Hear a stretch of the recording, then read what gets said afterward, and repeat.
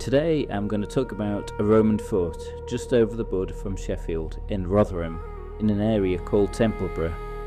Named after what people thought was a Roman temple, we now know was a significant Roman fort on the road from Derby to York.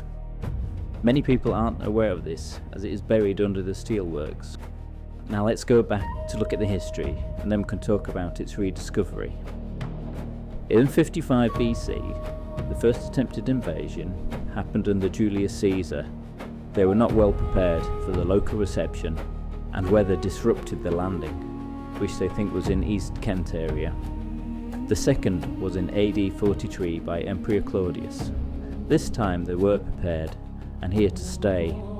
Once they had consolidated the south, they headed up north around AD 69-79. The road they used to reach Rotherham was known as Rickmill Street. The fort was built next to the River Don. No bridge has been found, but there could have been a crossing using a ford. Initially, it would have been a wooden fort built to protect the roads and supply chains going north. Things were uneasy at this time between the Romans and the Iron Age tribe, the Brigantes. Relationships had been cooperative at first between the queen of the tribe, Cartamandua. She had initially aligned herself with Rome, but tensions within the tribe emerged, causing eventual conflict in around AD 70. Brigantes had a stronghold nearby in Sheffield at the Winkerbank Hill Fort. I have another video on this that you can check out if you're interested. As tensions escalated, so too there is evidence that the fortifications became more substantial. In the case of the fort, going from a temporary wooden structure to a stone one around the time of Hadrian, AD 120 to 125. Now let's talk about where it is now. As I said, the locals always knew something was there, as some of the columns still poked up above the ground. A lot of the stone would have been used for other buildings once the Romans had left, around AD 400.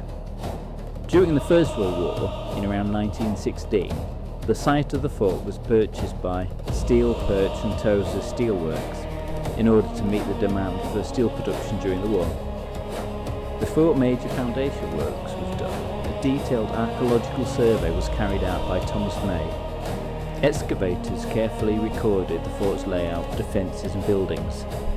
I managed to find an original 1922 copy of the report, which is really detailed and amazing for the time. Some of the recovered stonework survived. Several pieces are now held at Rotherham's Clifton Park Museum, including the lower columns of the granaries. So, the steelworks later became Magna Educational Park. This is where I assumed the fort was under, but when I laid the 1916 plan over Google Maps, it didn't quite line up. So I used features like the River Don and Sheffield Road, landmarks, shown on the plan that probably wouldn't have changed much. The location seems to be under the industrial estate next to Magna. This made sense as I found later excavation works were made here in 2004. When I downloaded the report for these, I was pleased that I had more or less lined the fort up correct. I could have saved myself a lot of time had I looked at this report first. According to the archaeology, the fort is pretty much standard as Roman forts go. Around 3 major stone buildings lie within the fort walls. Some have been identified as a granary, a praetorium, meaning the commander's headquarters, along with lots of post holes that could have been wooden structures like barracks, long buildings divided up into rooms for soldiers and their horses. Just outside the fort walls were ditches that surrounded it, and a bathhouse near the river. Among the discoveries were some shrines and a roof tile marked the 9th Legion, which is evidence the famous legion possibly passed through here, heading up north when they vanished from historical record.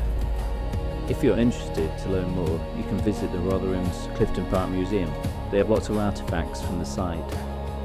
I hope you found this interesting. I just find it amazing how much history is hidden in this area of South Yorkshire, often hiding behind a curious place name.